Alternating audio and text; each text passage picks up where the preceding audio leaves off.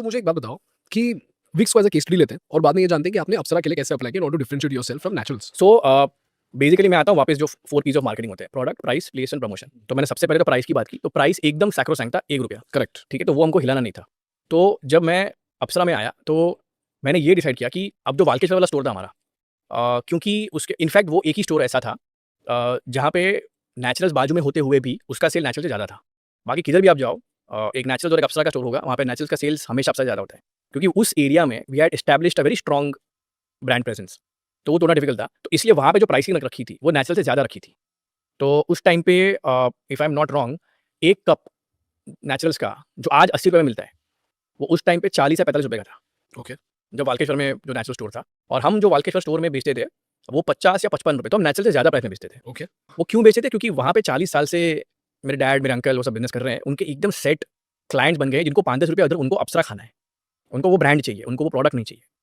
लेकिन जब मैं दूसरे लोकेशन पे जब ये खोलता हूँ, जहाँ पे वो ब्रांड के बारे में ना लोगों ने सुना है या कुछ प्रोडक्ट्स ट्राई नहीं किए हैं, उनको नहीं पता है व्हाट टू एक्सपेक्ट, उस टाइम पे अगर मैं बोलूँगा मैं नेचुरल से बेटर हूँ, इसलिए मेरा प्राइस ₹10 ज़्यादा है। एंड अगर वो खा के समझ में नहीं आता है कि यार ठीक है, ऐसा अच्छा है, बट मेरे को नहीं लगता कि ये इतना डिफरेंट है नेचुरल से, तो मैं ₹10 ज़्यादा क्यों दूँ?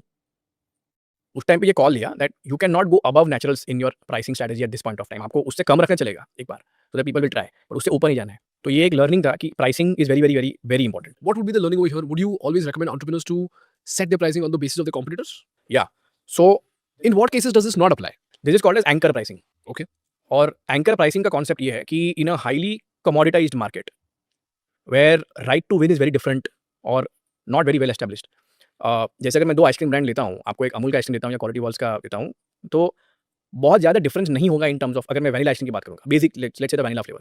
अगर एक अमूल का वैनिला फ्लेवर खाओगे और क्वालिटी वॉल्स का वैनिला फ्लेवर खाओगे, आपको बहुत ज़्यादा वहाँ पे डिफरेंस नहीं मिलेगा। तो अगर वो टैंजिबल बेनिफिट नहीं है clearly visible to the consumer's mind, it means you are playing in a very commoditised market where it's a volume game and not a value game. उस टाइम पे आपको एंकर प्राइसिंग के concept समझने पड़ेंगे कि जो मार्केट लीडर है और जो उसके प्रोडक्ट्स हैं, उसके मिलते-जुलते प्राइस रेंज में आपको ऑपरेट करना पड़ेगा। तो अगर 1 कप आइसक्रीम उस वक़्त ₹50 का है, तो आप 50, 55 या 45 के रेंज में खेलो, आप 60-70 नहीं कर सकते। ये हम वाल्केश्वर में क्यों कर पा रहे थे? क्योंकि वहाँ पे आप 40 साल से हैं, उनके कस्टमर्स एस्टेब्लिश्ड हैं, तो मार्केट सैचुरेट हो गया है।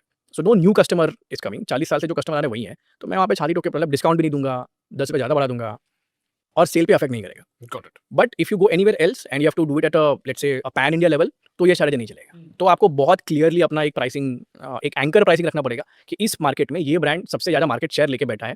इसके प्रोडक्ट्स ये प्राइस पॉइंट पे आते हैं। उसमें कप हो गया, टब्स हो गए या कुछ स्टिक्स हो गए या कोन जो भी है, whatever the product assortment is, उसके प्राइस को बेंचमार्किंग करके ही आपको अपना प्राइसिंग डिसाइड करना